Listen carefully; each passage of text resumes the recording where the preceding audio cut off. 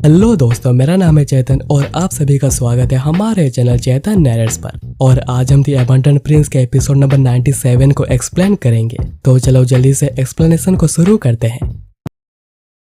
Episode की starting होती है एबंडंट वैली से 25 किलोमीटर दूर एक जंगल में, जहां पर हम ओल्डमैन को बड़े बुरे हाल में देखते हैं। ओल्डमैन सोच रहा था, लगता है उन्होंने मेरा पीछा करना छोड़ दिया है और वो लड़की जैसा लड़का, मैं उन सभी को खत्म कर सकता था अगर उसने मुझ पर एक सुसाइडल हमला ना किया होता। और मैं उन आंखों को जिंदगी में कभी भूल नहीं सकता हूँ। पर अभी कोई फर्क नहीं पड़ता है, क्योंकि मुझे भी पता चल चुका है कि आखिर वो कौन से केव से निकला था। मुझे अभी बस उस इंसान को ट्रेस करना होगा। पर मेरे इंटरनल इंजरीज ठीक होने के बाद तभी वहाँ पर 3 मार्शल आर्टिस्ट आते हैं, पर ये ओल्डमैन के ही लोग थे। उनमें से सेकंड ब्रिगेड लीडर ली चोंग वो ओल्डमैन को ग्रीट करता है, जो कि ब्लेड स्वॉर्ड का मास्टर है। फिर उसके बाद हम चियोन को देखते हैं, जो कि सोच रहा था मेरे कपड़े आधे जल चुके हैं, तो इन्हें पहनने के अलावा मेरे पास और कोई चॉइस भी नहीं बची है। पर यह बहुत ही अजीब लग रहा है, क्योंकि ये कपड़े इन डेड लोगों के हैं। पर आखिर यहाँ पर इनकी मौत हुई कैसे? ऐसा लगता है कि सबकी डेथ यहाँ पर अलग अलग समय पर हुई है और यहाँ पर कुछ फेंके हुए सोर्स भी पड़े हुए हैं। और अगर यहाँ पर एक टोर्नाडो क्रिएट होता है तो ही कोई यहाँ से ऊपर जा सकता है, वरना यहाँ से ऊपर जाने का कोई रास्ता है ही नहीं। शायद इसी वजह से ही इस जगह के बारे में लोगों को कुछ भी पता नहीं है। पर क्या यहाँ से निकलने का कोई और रास्ता नहीं? मुझे अपने आसपास थोड़ा और देखना चाहिए, अगर कोई रास्ता मिल जाए तो। तभी चियोन को अपने आगे स्वॉर्ड और ब्लेड मार्क्स देखने को मिलते हैं। चियोन सोच रहा था कि आखिर यहाँ पर फाइटिंग के निशान क्यों है? मैं तो यहाँ पर एक्सप्लोजन की वजह से गिरा हूँ, पर क्या यहाँ पर पहले लोग खुद ही से ही आते थे फाइट करने? और तभी चियोन एक स्वॉर्ड के मार्क को देखकर कहता है, क्या ये हेवनली डिमोनिक स्वॉर्ड आर्ट है? कुछ मूव्स को छोड़कर ये बिल्कुल सेम टू सेम है। क्या ऐसा हो सकता है लाइब्रेरी में जो टूम्बस्टोन के ऊपर मार्क मिले थे ये उससे भी पहले के मार्क है? अभी कोई शक ही नहीं है कि आखिर मुझे वो स्वॉर्ड का लेटर देखकर इतना फेमिलियर क्यों लग रहा था। क्या ये हैंडराइटिंग हेवनली डिमोनिक एंसेस्टर की है? ऐसा कहा गया है कि हेवनली डिमोनिक एंसेस्टर ने Sichuan province, Hubei province and Anhui province को कॉन्कर किया था। तो हो सकता है कि उन्होंने यहाँ पर किसी से फाइट करी हो। पर यहाँ पर जो ब्लेड मार्क्स है ये डेफिनेटली ब्लेड गॉड की ब्लेड टेक्निक है। पर उनका पहला अपीयरेंस 500 साल पहले हुआ था, तो क्या उनका भी कोई एंसेस्टर था? और ये पहली बार है जब मैं ये मूवमेंट्स देख रहा हूँ।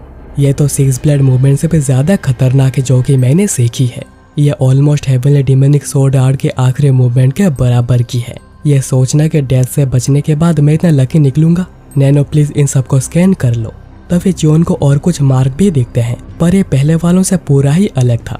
ये रिपीटेटिव स्वॉर्ड मार्क्स हैं, जैसे स्वॉर्ड डिमन के द्वारा टूम्बस्टोन पर था। पर यहाँ पर ये इम्पॉसिबल क्यों लिखा हुआ है, और वो भी स्वॉर्ड मार्क के ही नीचे? नैनो, क्या तुमने सभी स्वॉर्ड मार्क्स को एक्सट्रैक्ट कर लिया है? तो नैनो हाँ कहता है। तो चियोन कहता है कि इन्हें 3D सिमुलेशन में प्ले करो, और नैनो ठीक ऐसा ही करता है। और इन मूवमेंट्स को देखकर चियोन पूरा हैरान था। चियोन सोच रहा था कि ये एक ऐसे स्वॉर्ड टेक्निक है जो कि इसके यूजर को ह्यूमनली मूवमेंट लिमिट को ब्रेक करने में मदद करती है, बिल्कुल ब्लेड गॉड के ब्लेड टेक्निक की तरह। क्या heavenly demonic ancestor heavenly demonic sword art and blade God के ब्लेड टेक्निक को कॉम्बाइन करने की कोशिश कर रहे थे? और तभी सीन कट होता है एबंडंट वैली में डिवाइन डॉक्टर के हाइड आउट में। वहाँ पर हम देखते हैं कि डानवा की ट्रीटमेंट चल रही थी और डिवाइन डॉक्टर डानवा के दाहिने आंख को सील कर रहे थे। डिवाइन डॉक्टर का नाम है गाम रोसू और वो एक ओल्ड लेडी है।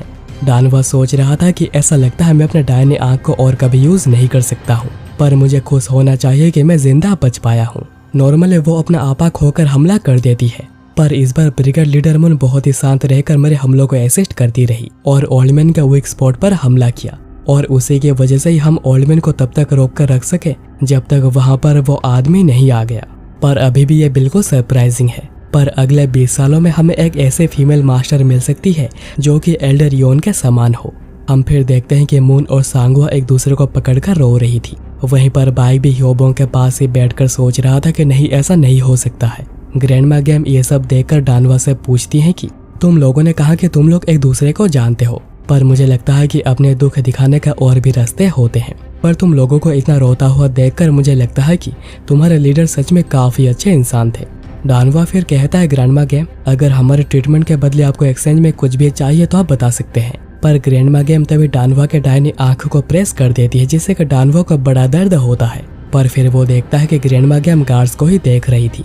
डानवा फिर सोचने लगता है कि क्या ग्रैंडमा गेम ने उन गार्ड्स की वजह से ऐसा किया। ग्रैंडमा गेम फिर कहती है कि तुम्हारे इस चोट को लगातार 7 दिनों तक ट्रीट करना होगा, और फिर वो चली जाती है। डानवा फिर टेलीपैथी की मदद से एल्डर योन से पूछता है कि एल्डर योन, आपने भी ये नोटिस किया होगा, मुझे लगता है कि हमारे ऊपर नजर रखा जा रहा है। आखिर यहाँ पर हो क्या रहा है, क्या आपको कुछ पता है? तो योन कहती है कि यहाँ पर आने के बाद हम उनसे मिले थे और हमें फिर उसी दिन का सीन दिखाया जाता है जब उनके सामने वो किसी को देखकर पूरे डर गए थे, और वो थे इसी हिडन मैनर के वॉरियर। उन्होंने पूछा कि आखिर तुम लोग हो कौन और यहाँ पर क्यों आए हो? तो एल्डर योन ने उन्हें जेट टोकन दिखाई और कहा कि हम डिवाइन डॉक्टर से मिलने आए हैं। और ये देखकर उन वॉरियर्स ने कहा कि आप तो डिवाइन डॉक्टर के गेस्ट हैं, हमारे बुरे बर्ताव के लिए हमें माफ कर दीजिए। और जब उनके बीच में बातें स्मूथली चल ही रही थी, उनके ऊपर ओल्डमैन और 3 मास्टर्स ने हमला कर दिया। और ओल्डमैन, जो कि एक और ही लेवल के हैं, उसे छोड़ बाकी 3 भी मास्टर लेवल के थे, और उन्होंने एल्डर योन के क्लान के सभी मेंबर्स को मार दिया और मैनर के 2 वॉरियर भी मारे गए। और ओल्डमैन इतना ज्यादा स्ट्रॉन्ग था कि जिसे रोकने के लिए एल्डर योन को अपनी पूरी पावर लगानी पड़ रही थी। पर तभी वहां पर वो आदमी आया और उनकी मदद करी ओल्डमैन को यहाँ से भगाने की। तो डानहुआ कहता है कि तो आपको भी उन्होंने ही हेल्प किया था, क्या आपको पता है कि वो कौन है? तो एल्डर योन कहती है कि हाँ, मुझे पता है, और तुमने भी शायद उनका नाम पहले सुना होगा, और वो है उडेंग सेट के एल्डर और मुरिन वर्ल्ड के 9 स्ट्रॉन्गेस्ट मार्शल मास्टर में से एक, the best sword of Wudang Hyun Unja. और ये एपिसोड यहीं पर ही खत्म हो जाती है।